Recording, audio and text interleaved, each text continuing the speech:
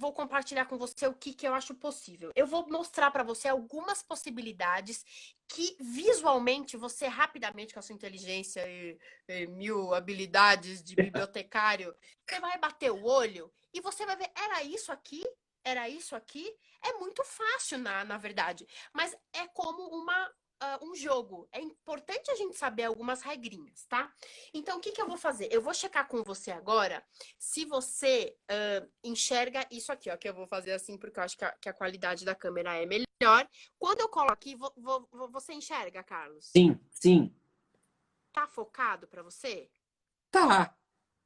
Que bom, que bom. Então, olha só, eu vou dar uma viradinha no meu livro de papel, porque eu sou que gosta de livros de papel, e vou mostrar para você isso aqui, olha. Isso aqui é a vulga pauta, né? É uma vulga pauta que é um varal. Eu brinco, eu falo que é um varal de notas, que a gente sempre vai ler, Carlinhos, de baixo para cima, tá? A gente lê música de baixo para cima, olha só, né? Talvez um motivo grande para isso é que a gente pode pensar no som do grave pro agudo, né? Do Tá. som mais denso pro menos denso. Então, isso aqui sempre vai precisar de uma clave. E essa é a clave de sol.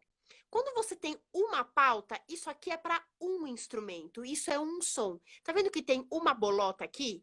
Então, Uhum. esta bolota vai acontecer, é um som. Isso é uma nota sol, tá?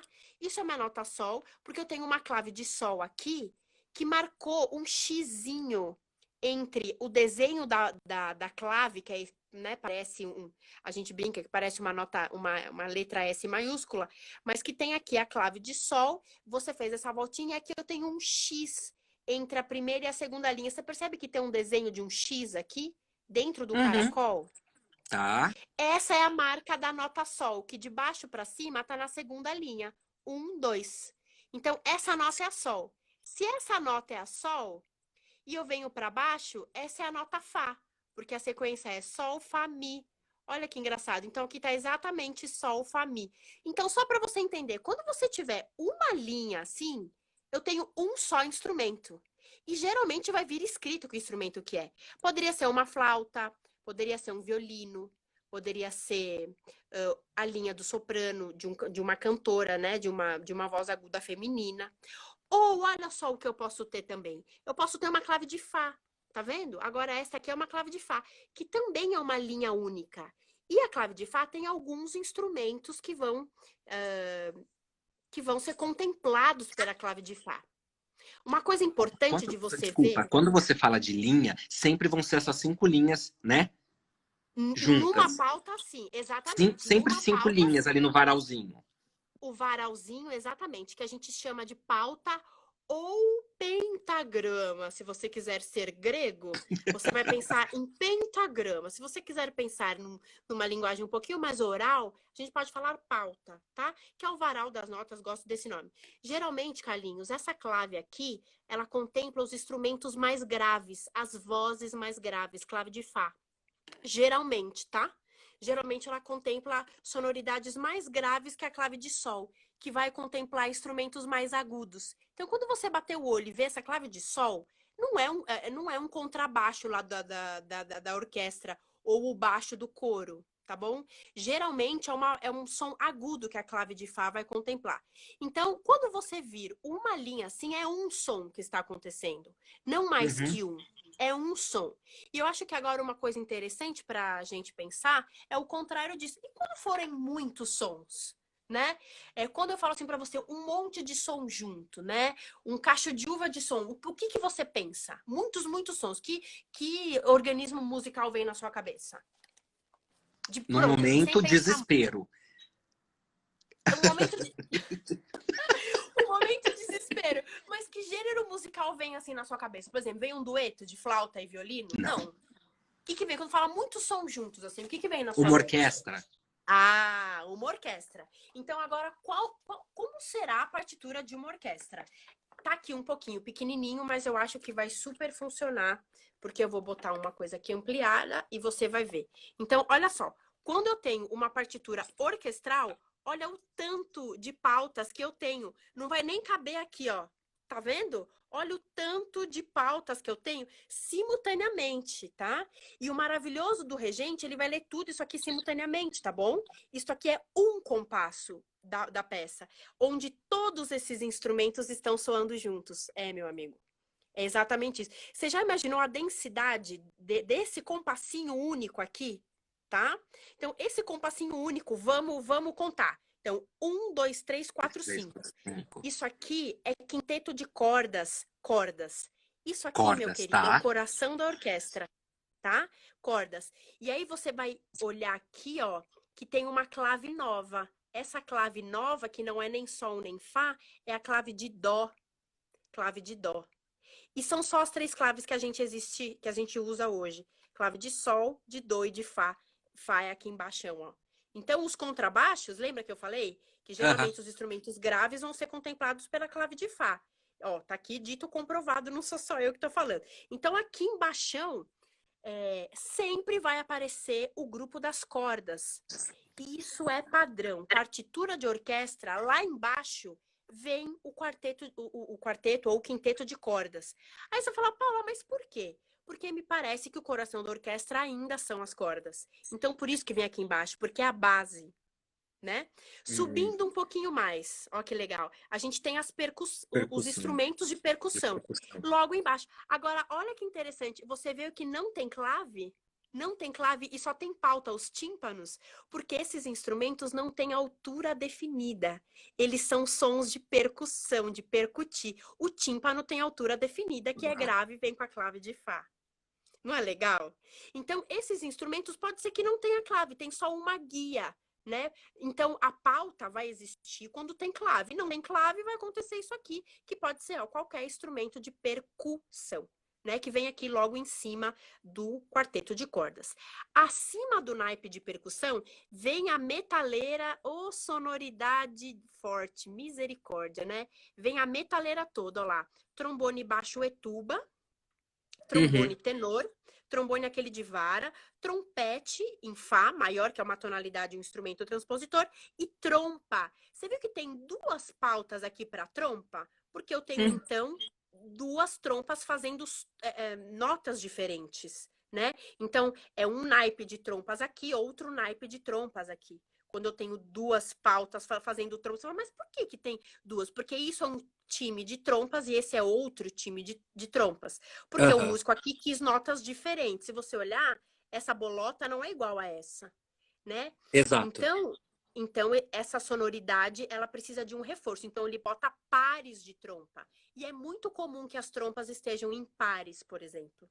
Tá? Então, por isso, essa grafia aqui. Em cima dos metais, do time dos metais, vem as madeiras, né? Olha só, às vezes a gente acha que instrumento é classificado pelo material que ele é construído, e não é. Por exemplo, um fagote, ok, é de madeira, mas a flauta é de metal, mas o naipe orquestral dela são as madeiras. Olha. Fez sentido, Carlinhos? Você já tinha ouvido falar disso? Não. Interessante, Então, né? Então, olha, né? é muito interessante, mas é muito comum as pessoas não saberem disso, né? Vou ter que dar uma baixadinha aqui para olhar. Aí, pronto. Então, olha só. O naipe das madeiras é a partir do fagote. Então, eu tenho fagote, clave de Fá. Então, você já vai olhar lá, vai ver que o fagote é um instrumento grave. Fagote, clarinete, oboé, flauta e flautinha ou pícolo. Tá? Então, todos esses instrumentos aqui constituem o naipe das madeiras, que sempre vão estar descritos, dispostos na partitura desta forma. Então, olha, por isso que eu achei legal essa partitura. Então, a gente sempre vai ter, de cima para baixo, cordas, o quinteto de cordas aqui, logo acima de cordas, o naipe dos instrumentos de percussão, e esses daqui não tem altura definida, por isso que não tem clave nem pauta, tímpano tem altura definida, né? Tanto é que a gente afina os tímpanos, não os tímpanos de dentro do ouvido, pelo amor. O tímpano, aquele tamborzão lá, que custa caro, que o Hashimoto fica bravo se a gente desafinar. E aí, ossifica, porque Hashimoto, meu Deus, ele é o senhor tímpano. Depois, se a câmera me ajudar, a gente vai encontrar os metais, né? Olha lá, pares de trompa, trombone, trompete. Vem, câmerazinha. Ela vai aparecer. Desculpa. Acontece. Isso, são muitos instrumentos aqui, o coronavírus se revoltou. Então, trombones, Uhum, baixo e tenor. Ah, pode ser tuba aqui embaixo, tá? Tuba é aquele bem estereotipado, que tem aquela campana gigantesca, né? Que a gente brinca uhum. a tuba do Serafim. Então, trombones tenor, aquele de vara, que tem um som legato maravilhoso, os trompetes e os pares de trompas. E sempre em cima dos metais a gente vai ter as madeiras, tá? Fagotes, clarinetes, oboé, flauta, flautim ou pícalo. Carlinhos, uma coisa assim, muito importante. A gente que é da música, a gente sabe isso de cor. Porque o nome, né, metais, isso não vem escrito na partitura. A gente olha e tá regendo, você sabe que você tá regendo o trombone. E não são todas as obras orquestrais que vão ter todos esses instrumentos, né? Uhum. Então, esse já é o jeito de grafar a grade, né, de grande orquestra. Então, quando você olhar essa partitura e ver vários instrumentos, você vai lá no seu catálogo, obra orquestral, né? Beethoven, Berlioz, Dvorak, Haydn e tantos outros. Meu Deus, tem... a gente pode pensar depois o Strauss. Esses todos usaram muito esse recurso orquestral por conta da sinfonia. Uma coisa muito legal também, antes do romantismo, Carlinhos, Uhum. no meio do classicismo, a gente não vai ter esse tanto de instrumento na orquestra. A orquestra barroca era pitica, era só quarteto de cordas, algumas madeiras, metais, quando era uma apresentação externa. Então, essa realidade aqui de grade orquestral gigante não é regra. Você vai ter escolhas do músico para a obra Tá. que ele vai usar. Então não é sempre que você vai ter pícolo. Pícolo é um instrumento que geralmente até o flautista toca. Você não vai ter dois músicos para esse mesmo instrumento. Você vai ter o mesmo músico alternando os instrumentos, veja bem, porque não é toda hora que o pícolo soa, né? Então, isso é uma coisa. Então, isso é um formato, uma obra orquestral vai ter essa gradaiada de instrumento pro regente. O músico que está tocando, ele só vai ter a linha dele, que é aquela linha lá que a gente viu. Então, o violinista tá lá, sentado. Ele vai ter aquela linha lá que a gente viu. Já ajudou, né? Então, quando você pegar uma partitura, vai estar lá, violino 1. É o primeiro violino da orquestra. Então, é uma parte. Partitura é isso aqui. O termo certo. A partitura é a grade orquestral. Parte é uma parte da música, porque é a parte do todo. Uma coisa muito interessante da gente pensar, Carlinhos, é que essa grade orquestral, ela começou a existir depois do século XVIII, tá? Até, assim, final da Renascença, começo do Barroco, não existia isso, grade do maestro. Eu sei lá como eles faziam, porque eles copiavam as músicas para os músicos, é sério. E não tinha essa tradição de grade do maestro. No decorrer da tradição da história da música ocidental, essa grade foi nascendo. Então é muito importante a gente entender que a partitura, né, engradada, que a gente tem a grade do maestro, é uma evolução técnica gigante. E eu entendo que a habilidade de regência e as possibilidades de regência foram muito apoiadas por esse tipo de documento aqui, que era a grade do regente. E essa profissão regente também não existia, né? O regente era o cantor mais experiente, então ele não tinha a grade, né? Tinha até no meio da Renascença, para o começo de Barroco, tinha uma coisa chamada part books, que eram os livros com as linhas das peças, com as partes. E era muito lindo, porque o livro era assim, deste lado tinha as partituras da soprano e do contralto, e deste lado do contralto e do tenor. Então também era chamado de table music, porque as pessoas sentavam na mesa com um livro só, que o papel era muito caro. Então você tinha na mesma página as quatro partes e não a grade do maestro. Então, para a gente entender também como evoluiu, se você trabalhasse numa biblioteca na Renascença, provavelmente seu catálogo ia ser diferente. Não é legal? É muito Que legal demais. pensar nisso. Tá suprindo sua necessidade, Carlinhos? Estamos por aí? Sim, tá sendo um tapa na minha cara. Não, não é tapa na sua cara, Tá mas sendo assim, tô ficando no words. imagina. Então, olha só. Então vamos pegar leve agora, vai. Vamos para uma obra que tem só quatro pautas, mas aí eu vou te convidar a dar uma olhadinha nas claves e me contar o que você acha, tá bom? Pra gente fazer um exercício. Se você tivesse que encarar essa partitura aqui lá no seu trabalho, você olhar e falar, mas que castanha do Pará é isso? Já vou te falar que é um bar. Então, se é um bar, é uma, né, é uma obra, assim, bem substanciosa, mas tem umas informações aí, vamos ver se essas informações que aparecem aqui iam te ajudar de alguma forma, tá? Legal. Então a gente vai vendo o livrinho de papel mesmo, porque é o que eu tenho aqui agora, que dá pra gente ver. Bom, então você tem lá, né, toda a partitura gigante, mas eu vou te mostrar aqui o cabeçalho da obra. Então, lembra, de baixo para cima. De baixo para cima, Quantos sim. Isso, quantos instrumentos você acharia aqui?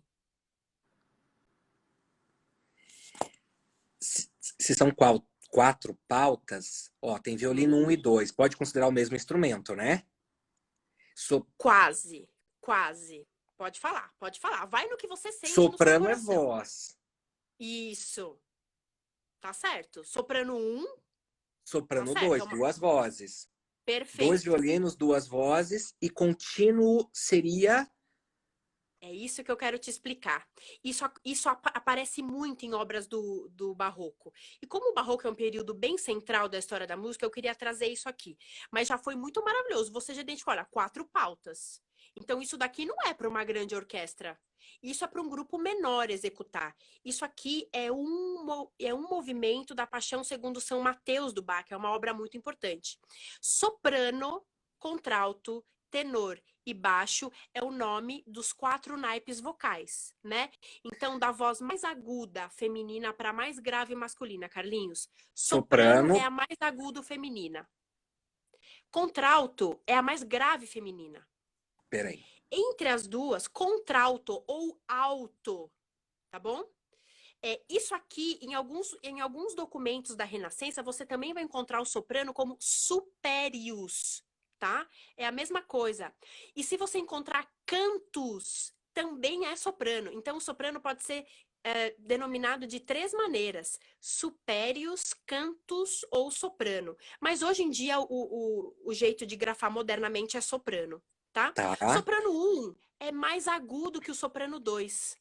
Quando você vir violino 1, violino 2, vão ter 2 violinos aqui possíveis, tá? O violino 1 e o violino 2. Às vezes, você vai ver isso em diversos tipos de partitura. Então, nessa linha aqui, são os 2 violinos que vão tocar, porém, é uma melodia só.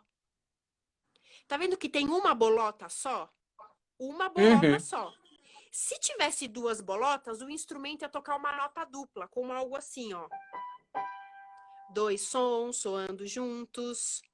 Mas aqui não. Então, o violino 1 e o violino 2 vão tocar essa linha juntos, porque eles vão engrossar o caldo. Tá. Entende? O Bach pediu que eles iam engrossar o caldo. Então, o violino 1 e o 2 tocando essa linha aqui. Soprano 1 é a voz feminina mais aguda. Soprano 2 é menos agudo que o soprano. Ainda é agudo. Ainda é agudo, porque não saiu do soprano. Mas o compositor vai escrever outra bolinha para ela. Então, por isso que ele decide colocar soprano 2 aqui, tá? Então, a gente estava falando, como você muito bem identificou, que eu tenho 4 pautas, aqueles 4 varais de notas. Mas que, quando eu tenho 2 descrições aqui, por exemplo, violino 1, violino 2, apesar de ter uma pauta só, É para engrossar o caldo. É para engrossar o caldo. Então, aqui, violino 1, violino 2, eu vou ter 2 violinos aqui, né? Tocando Se a mesma a mesma bolota, coisa. o mesmo som, a mesma coisa. Talvez, o músico não tenha esse instrumento disponível, 2. Ele vai botar um só e tudo bem, entende? Mas está escrito aqui, né, na edição do Bach, que é uma edição Schirmer, que é uma coisa de você como bibliotecário também, Carlinhos, dá uma olhada. Quando a gente vai, né, pegar aqui a folha de rosto e tudo mais, o músico gosta de saber que edição que é, tá? Uma dica para você, se você for registrar uma partitura, o músico adora saber se é Dover, se é Schirmer, se é Urtext, se é Ricordi, que tem vários tipos de editoras que editam partitura. E a gente vai nas melhores sempre, tá? Então é muito legal, se você puder no catálogo, colocar edição Dover, edição Schirmer. É ótimo. Eu sei, claro que você sabe, talvez é mais para quem ainda não está familiarizado, mas é importante a gente saber disso. Então, contínuo, que raio que é isso aqui, né?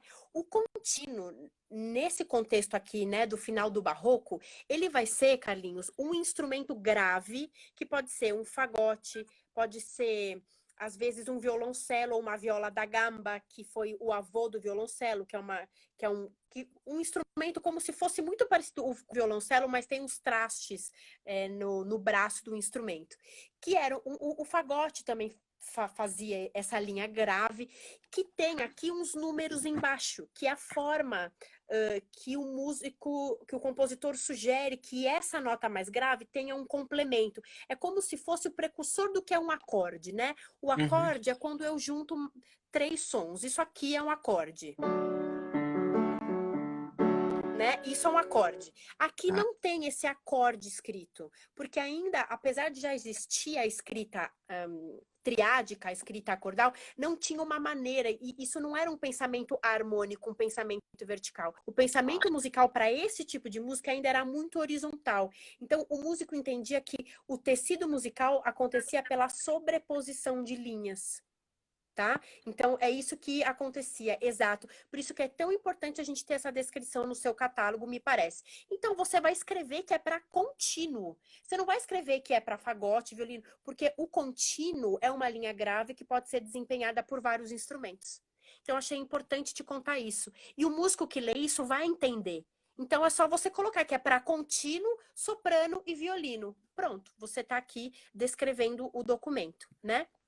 Ou, enfim, o movimento, porque isso daqui é um movimento, né? Uma parte de uma obra muito grande que é a missa em si menor do Bach. Então, essa é a obra, é a missa em si menor do Bach, cujo movimento, Uhum. né, tem essa distribuição instrumental. Então, você não vai descrever isso aqui, você vai descrever que é a obra, e olha, vou te mostrar. A primeira coisa da obra é o Kyrie, que é um movimento orquestral. Olha lá os instrumentos da orquestra, lembra? Que a gente viu naquela outra, Uhum. né? Naquela outra organização. Então, olha só, já tem coro, né? Olha só aqui os naipes corais que a gente viu. De baixo para cima, olha, o baixo, tenor, que é a voz aguda masculina, o alto, voz grave feminina, soprano 2, voz aguda feminina, soprano 1. Só que aqui o Bach escolheu dividir, a gente fala, né? A voz do soprano em duas. Então eu tenho dois naipes cantando. Então por isso que é importante também discriminar o tipo de soprano. Não é só o naipe, mas a discriminação do tipo de naipe, né? Então, querido, é isso que eu queria te falar, assim, sabe? Essa diferença que isso, a orquestra e a voz estão misturadas aqui, né? Mas tem outras possibilidades da gente pensar, né? Por exemplo, uma coisa que eu queria muito te mostrar, que é fácil de perceber também, né? Eu posso ter uma clave de Fá só, com outra de Fá e uma de Sol. O que é isso? É um instrumento grave, provavelmente um do contínuo também, e um piano. Piano, Carlos, é sempre clave de Fá para a mão esquerda, clave de Sol para a mão direita. Geralmente, essa é a distribuição. Eu posso ter também duas claves de Sol. Por que eu posso ter duas claves de Sol? Porque as duas pautas estão no agudo. Então, essas duas pautas estão Uhum. soando no agudo, então eu tenho duas claves de Sol. Então, nada é impossível, não tem uma regra fixa, entende? Então, provavelmente, você vai ter que ler para que instrumentos isso aqui. Pode ser para duas sopranos, pode ser uma contralto, uma soprano, pode ser uma flauta, um violino. Depende, né? Mas vem escrito ou na folha de rosto ou no decorrer da partitura. Do Tá. contrário também, eu olha que legal aqui, né? Aqui eu tenho, de novo, uma harmonia com um piano aqui em cima. Pode ser um pedal de órgão aqui também. Mas é que aqui é uma escrita que ele tá com acorde embaixo. Mas isso existe também. É muito comum essa escrita para órgão, que é o pedal que tem nos pés, né? As notas que o músico vai tocar nos pedais, clave de Fá para a mão esquerda, clave de Sol para a mão direita. Isso é super comum. Uma escrita para órgão. Olha esse que legal, ó. Duas claves de. É que aqui não são duas, né? Mas o que eu queria mostrar aqui existem 2 claves de Fá. Será que eu peguei? Será que eu peguei esse? Ah, aqui, ó. Por exemplo, olha só. Eu tenho aqui piano, tá vendo? Fá e sol, piano e voz. Isso aqui é muito, muito comum e ordinário no sentido de que qualquer songbook do Shediac, lá do Caetano Veloso, você vai ver isso aqui. É piano e voz. Então, isso é piano e voz, Carlinhos. Partitura para piano e voz. Isso a gente tem muito na música brasileira, na música romântica. Então, a voz está aqui em cima. Pode ser um tenor, pode ser uma soprano. Por quê? Porque é clave de sol, tá vendo? É agudo. Então, isso dá uma super identidade já. Você já cerceia bastante o assunto, né? Quando você sabe para que clave você está escrevendo e como isso vai soar. Essas formas são muito feitas, isso que eu tô te mostrando, sabe? São coisas muito, muito, muito praticadas. Aí, dentro de uma missa, né? Por exemplo, acho que é uma coisa importante. A instrumentação da missa vai estar aqui, ó. Em algum lugar do book da partitura vai aparecer flauta, oboé, 2 fagotes. Então, é super importante saber o nome dos instrumentos em outras línguas também, né? Isso é muito importante, porque a gente não sabe que bassum é fagote. Baixo, lembre, principalmente que está escrito contínuo, né? Então, aqui, ele coloca, ó, contínuo, que pode ser um violoncelo, um violone, que pode ser um tipo de instrumento barroco, pode ser a viola da gamba, um fagote, que é o bassum, ou um órgão, fazendo aquela linha grave que está ali por último, ó. Por último aqui na partitura, como mais grave. Então, eu vou ler a obra inteira. Isso aqui, Carlinhos, essa divisão é um compasso, isso aqui. Então, o maestro, ele contou 4, 1, 2, 3, 4. Aconteceu isso aqui com todos esses instrumentos simultaneamente, porque aqui tá acontecendo todas as bolinhas juntas. Depois que a gente for virando página e tal, você vai ver que tem pedaços da música, por exemplo, aqui é tudo pausa. Então, as cordas, né, a voz não tem voz, o coral tá mudo e a orquestra tá tacando-lhe pau aqui tocando.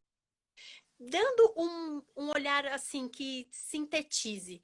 É muito importante que a gente veja as informações escritas aqui do lado esquerdo, né? Que vão determinar que instrumento que essa pauta está associada.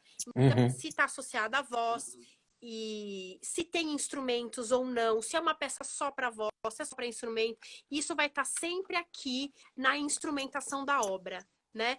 Se é uma obra maior ou se é uma partitura. Então, é muito importante associar essas informações. E como você muito bem perguntou, Carlos, esses nomes aqui vão vir na primeira página.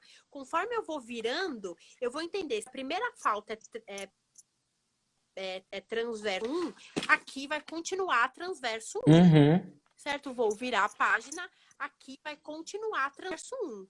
Até o fim do movimento. Acabou o movimento, eu vou para outro, né? Pronto, vim para cá.